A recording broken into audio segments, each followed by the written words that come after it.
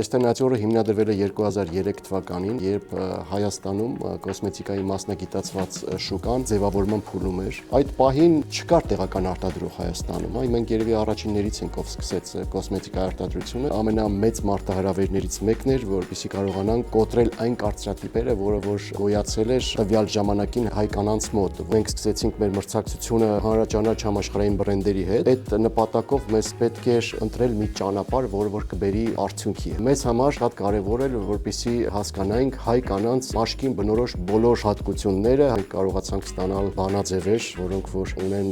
լուրջ դրական, այսպես ասած, էֆեկտ, եւ աշխատեցին մեզ մոտ Հայաստանում, սիրեցին այդ բանաձևերը մեր կանայք։ Մասնագետների հետ աշխատանքը թույլ տվեց մեզ ստեղծենք բարդ եւ արդյունավետ բանաձևերը, որոնք եւ, այսպես ասած, մեր հաղթանակի գրավականը դարձան։ Մենք ունենք 100-ից ավել